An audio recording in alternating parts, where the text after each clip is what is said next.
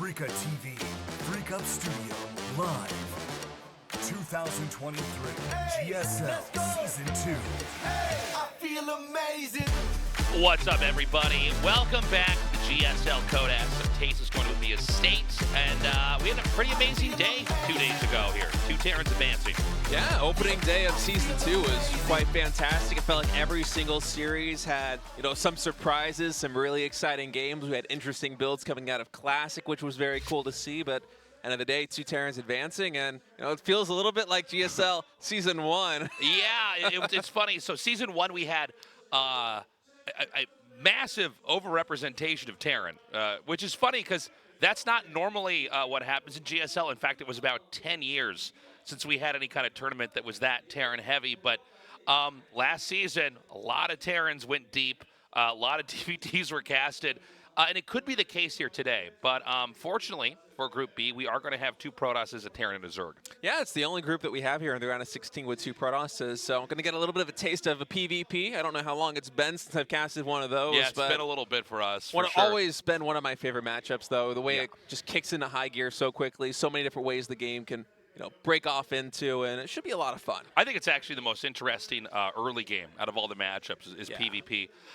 We should point out as well, herO was eliminated really early on last season. It was one of the big upsets. It was one of the big surprises for us. I was kind of expecting that whole season for the story to really be about a herO and how is he going to get deep in this and what is he going to do to change the meta. Turned out to not be the case. One of the big surprises for Season 1. So we got to see today here, how is he going to perform, and can he go deep here in Season 2? Yeah, and on top of that, RagnaroK here qualified for GSL Codas Season 2, was not here in Season 1. So we'll see what splash he can make. Of course, we are back live in the studio. Tickets are open, about $6 US, I think 8,000 Korean won. You can buy them online. Tickets are on sale up until, I think, 1 hour or so until we get into the show. So yeah, you can buy them online. If you don't, you can just buy them on your phone here in the studio. They got a QR code that you can scan. So I got to say, man, personally, I'm so happy to be back having audiences. For those of you in the studio, welcome. For those of you at home, you can always come down here. Just be sure to purchase a ticket ahead of time. And for this phase of the tournament, we usually don't sell out tickets. So it's not until you get to the finals where things really get packed here. So come down, check it out. It's good to have another year of GSL, with an audience. This is really the way the game is meant to be consumed. Of course. I mean, having a live audience just really changes the dynamic here in the studio. The players and the players on stage as well.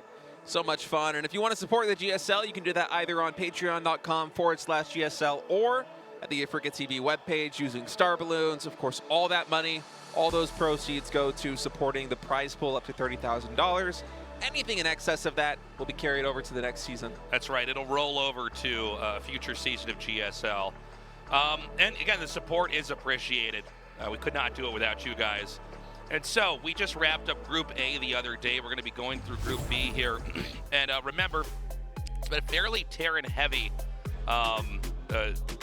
GSL last season. So I'm really watching to see, okay, are Zergs or Protoss is going to advance. Now, we've got herO, who I think is probably the best player in the group. Obviously, RagnaroK and ByuN are in very good shape. NightMare is certainly the underdog here. I would very much so welcome an upset, but I think it's hard to realistically imagine him advancing with the lineup of players that we've got here now. Yeah, NightMare is one of those guys that, at least for the past couple of years, is consistently qualifying for GSL Codas. Occasionally we'll see him abroad and competing in ESLs or in IAMs, but as of yet, not really able to find that breakthrough. Maybe this will be his day here in Group B as we get ready to look into match number 1. Of course, PvP to start things out, and herO disappointing a little bit last season. He was talking a bit in one of his interviews about how he feels like he's a rookie again, coming back here into Season 2 with how quickly he was eliminated last time around. I know a lot of fans and also me would love to see him make a deep dive. Same. I mean, I'm a huge herO fan as a Protoss player myself. I love seeing what he's going to do, what he's going to try out. This does happen, though, where we have players that perform really well in one season and then they get totally knocked out like right away at the start of the next season. So let's see what he's got in store for us here now. He is going to be going up against NightMare, so we are going to finally get a PvP. We were mentioning earlier we haven't really casted many PvPs because it was so Terran dominated before. The NightMare, I like this guy a lot. He's always had a very different approach. You know, a lot of times with these players that are not top tier, they're basically carbon copies of the best players. Like, they're almost as good, but they're just weaker kind of in every little, like if they're an RPG character, their stats are all just a little bit lower, but it's basically the same mold. Yeah. You know what I mean? Like, I know if the top what you mean. players are, you know, is Ryu, these are also just Shoto characters where their fireballs aren't as strong. NightMare's not like that. He's actually got, I think, you know, his own take on the game. And PvP, in general, it's a really interesting matchup in that it can go in so many different directions. There are so many, in quotes, correct ways to play the game. So you have so many possible weird interactions. It's going to be a lot of fun, a lot of mind games at play here for sure. Yeah, one of the things I love about NightMare is that he's not one-dimensional either. He doesn't try to copy anybody, and he also doesn't stick to just macroing or just all-ins, just cheeses. He can really leave you guessing about what he's going to do. So, you know, maybe today's going to be his day. Maybe he'll have that breakout performance. Or maybe herO will start again on a Code-S rampage that we saw from him last year. Could be, man. We're going to go to Royal Blood for Game 1, guys. herO versus NightMare in a best of 3 for Group B starts now. 2023 GSL Season 2.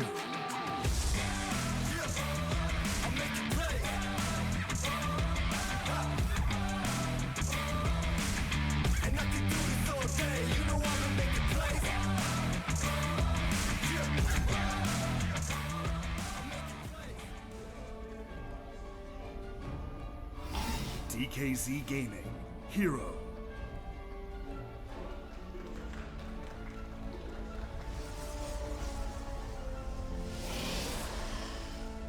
Sorry, I just smacked your arm. Club It's all good. Taking my Nightmare. blazer off. This is how the cat starts. It's right when the game begins, I just punch Ryan in the arm. It is so hard working with Tasteless. herO going for a gateway on the low ground here, Tasteless. It's something that we usually see on maps in PvP where the natural itself is also a high ground expansion. You know, where you have those tiered bases where the main drops down into the natural that drops down into the rest of the map. But herO here on Royal Blood actually opting to go for that low ground gateway. Very interesting choice from him. So I got to say, PvP, having not really had the opportunity to cast too much of this matchup of late, I'm not exactly sure where the meta is at right now. Yeah, well, it always just struck me that PvP, I mean, there's a couple ideas that'll come up, but it's a lot of times trying to play around the meta or play around your opponent's play style early on. So we got two very different openings that have very different ideas at play. Ooh. There is a double gate here for NightMare, and he's making a pylon just north of where herO is. Now, herO made his gateway and cybernetics core on the low ground as a sort to form a wall here where his expansion would be, but that can backfire because you can basically rush the infrastructure because it's right there at the entrance. Yeah, but herO also with a probe in the main base of NightMare is counting the pylons and knows that there's only one, which means that somewhere on the map a pylon is proxied with it, almost definitely some tech. So actually out of this gateway, herO opted to make a zealot, and I would be surprised if that was the game plan from him from the beginning, but now seeing that probe coming out from the center of the map, that's going to be the tell for herO to go scout this, and now suddenly Tasteless, this pylon's in jeopardy. That's Stargate, or Gateway, excuse me, only about halfway done. Yeah, and with the rush over here, he's Oh, actually going to make wow. a second pylon. Yeah. Kind of a funny moment. The two stalkers, and soon to be 4 stalkers, are going to be rallied down here towards the entrance. We've got a battery being made and a sentry. I'm a little bit worried actually with the sentry being made. I don't know if that's going to be very helpful if he actually gets full on attack. Yeah, the sentry is a little bit of an interesting choice, but you know, perhaps it's just herO trying to choose whatever is the best option given what his macro was at the moment to pump out of that gateway. Oh, and good catch with the probe here. Is he going to make a pylon to block that? No, he can't. I don't think NightMare is going to be going for an expansion too quick, is he? I mean, he might be now that he got scattered. And yeah, actually he does. Yeah. So despite this being a 3-gate opening here from NightMare, I was expecting, you know, maybe one round of Stalker Warpins and then the expansion. Instead, he's just going to go for the expand because he probably thinks he's not going to get as much done now that the gateway was scouted. Yeah, it's not a bad idea. He's not going to be, at least it seems like, not too hyper committed to this. He is going to come down with those stalkers and see what damage he can do. He could try to chip away at the gateway or the cybernetic score from a distance. Draining the shields a little bit there, the energy from that shield battery. Also this gateway Losing a good bit of HP. I wouldn't mind. Oh, 3 Adepts actually coming in. Now, is there anything to clog the wall here for herO? High ground. Oh, there's nothing at all. So these Adepts are going to get into the main base. Now, there is a shield battery here in position, but yeah, 3 Adepts are just going to one-shot probes. I mean, 2 Adepts can one-shot probes, so this is going to be a nightmare scenario here for herO with a lot of probes going down. Losing 3 already. I mean, I guess not as bad as it could be, but keep in mind, NightMare behind this, he has an expansion going on back at home. These Adepts, as of yet, still alive. One more might be able to get a shade off into the main. Does get dispatched. It does feel like a build where NightMare gets to have his cake and eat it, man. It does. Yeah, I mean, he's really doing quite well at this point in time. There are 8 Stalkers out here for him, but it's possible that herO is going to try to push out. I mean, Immortals beat Stalkers pretty badly, and if you have a Warp Prism you can juggle them with, it's going to be nice. He could also just run around. Yeah, he could just run right into the main and just kill everything that he can get his hands on.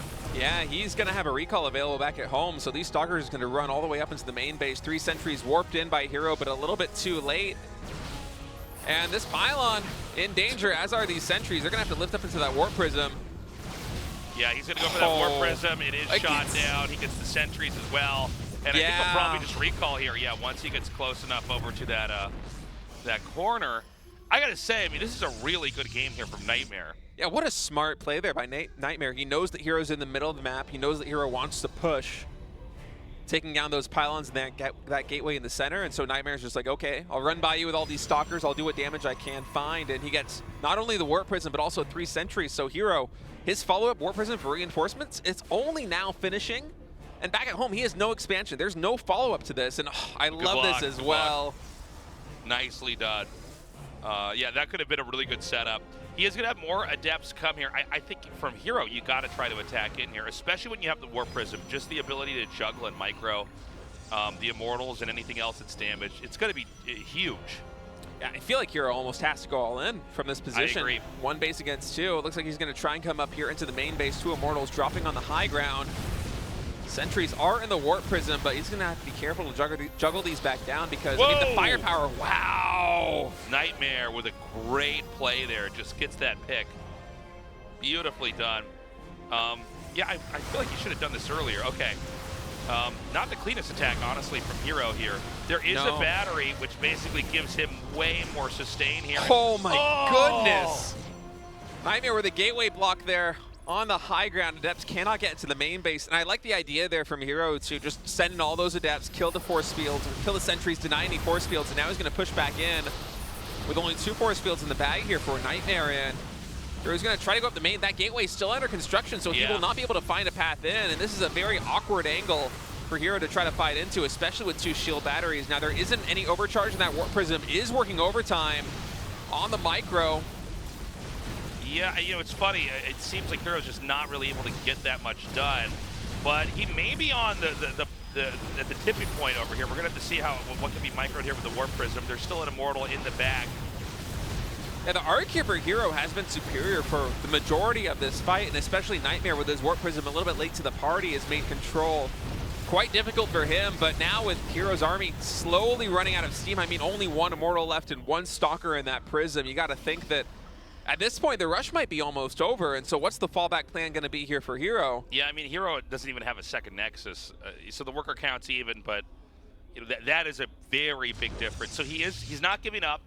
He's going to make that Nexus now. We've got the shield battery recharging everything, another Immortal being made, but NightMare is going to go into what we'd call the mid-game for PvP in a very comfortable position. Absolutely, and if I'm NightMare in this position, and I confirm the scout that herO's going for this expansion, or I recognize that the rush is over, I'm probably moving across the map because keep in mind, that Cybernetics core for herO, very exposed there at the front of the natural expansion, as is the gateway. When these armies get large, it's very difficult to actually maneuver defensively there as herO to protect that wall, so a lot of potential for damage to be found. Both players now with 2 Immortals and a Warp Prism of their own. I don't know how easy this is going to be for NightMare. Even though I think he's in a very good spot, because I think herO is very crafty at moments like this, especially with the Warp Prism harass and the Immortals. You can pick off a couple workers and even things out pretty nicely. Yeah, a couple nice kills there by herO, getting some good picks, denying some mining, and now NightMare, chance of his own to get some damage done on herO's side of the map. Oh, wow. My God, that was 2 Immortals and a Warp Prism that go down. Yeah, that is not I mean, Not how it's supposed to go. That's the most valuable thing you can have at this point in time in the game is the 2 Immortals and the Warp Prism. So I think that could be the nail in the coffin here for herO. I think that we are going to watch him actually advance now. He can loop around with the Immortals. I guess he wants to try to get a little bit more harassed while he's still in this position. But no doubt he is going to then have this merge up with the Stalkers that are inbound over here in the front.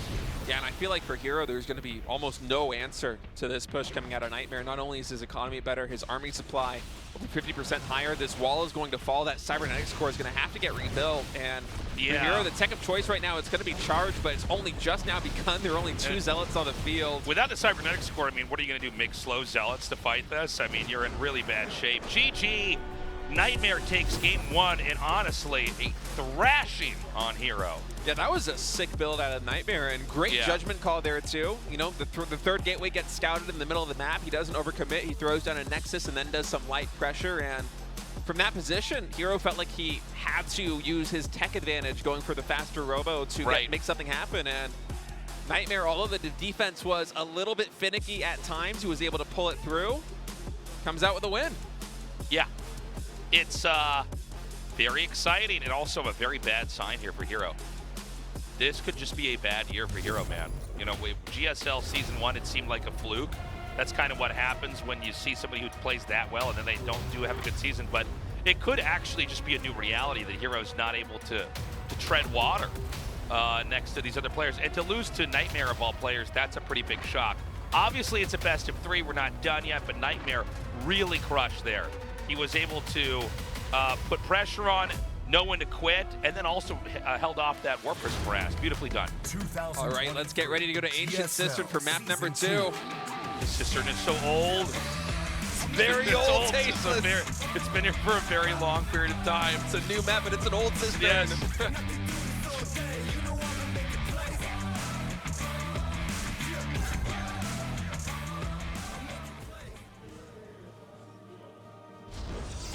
DKZ Gaming, herO.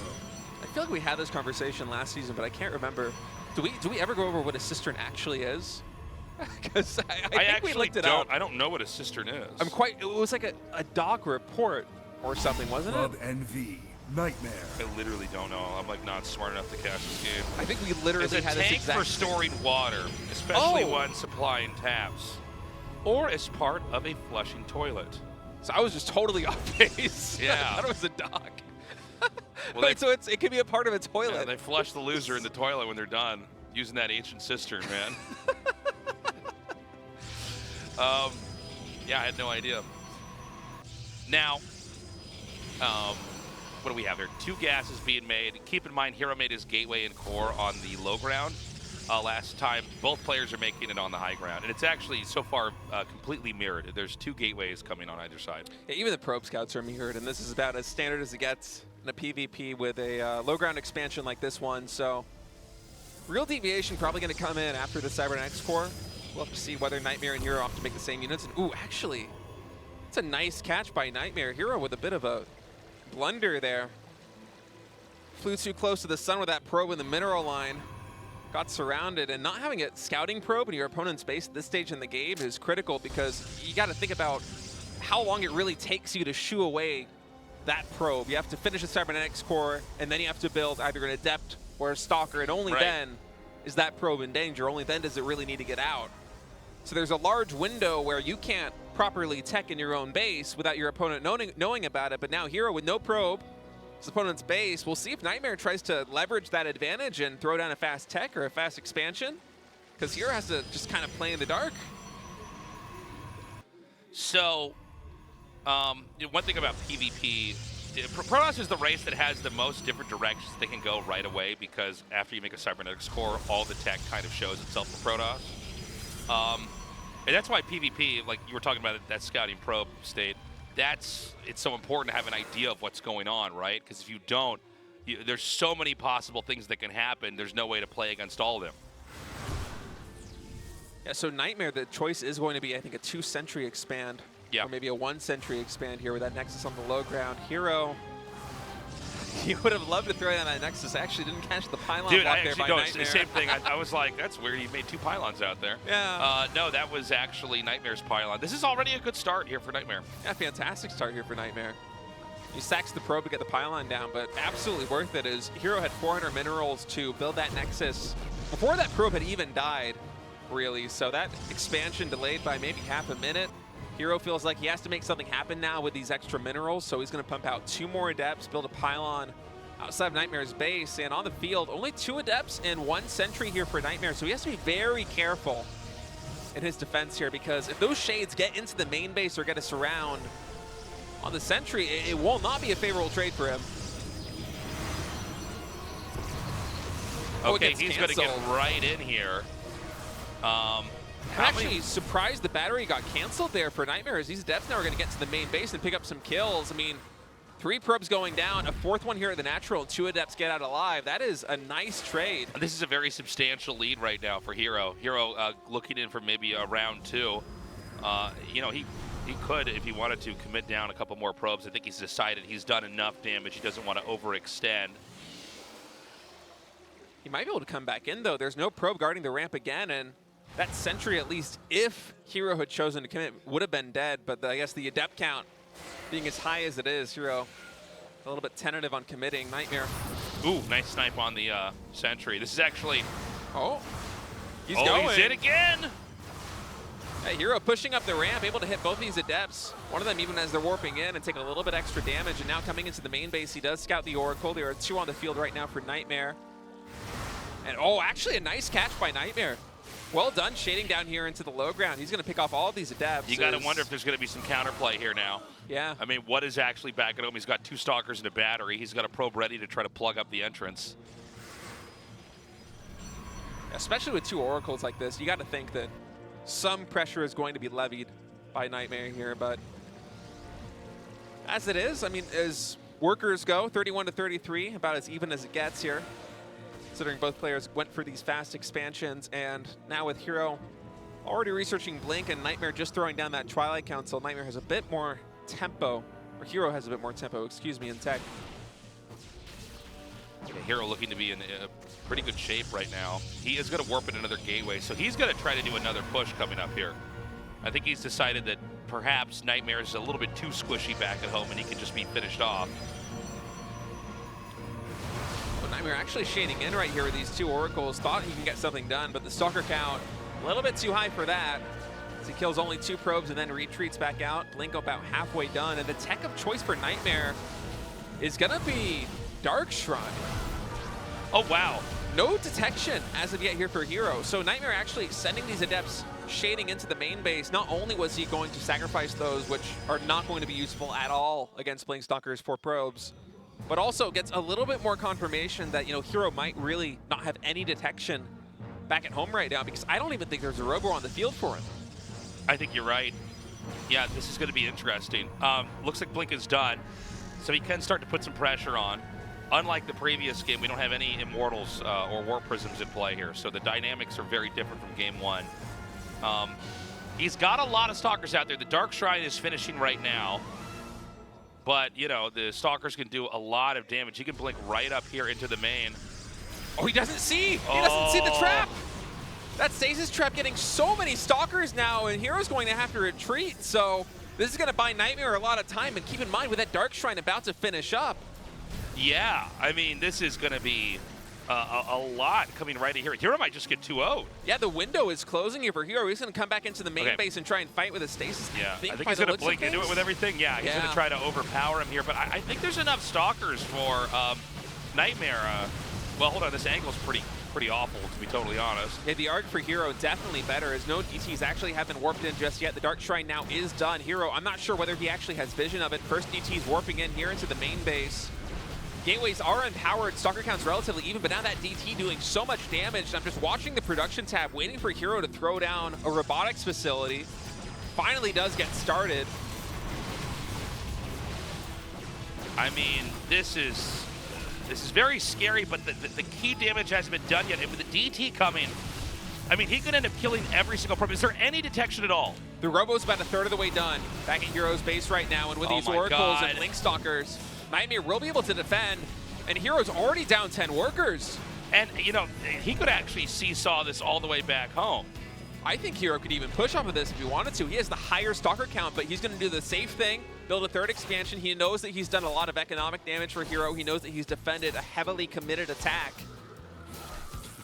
Watching this battery get healed, or the pylon get healed with the battery. After This mutual relationship, if you die, I'm unpowered. Like, also, after such a hype moment Yeah. to go to a Dark Shrine just wailing, or a DT just wailing on a pylon getting healed.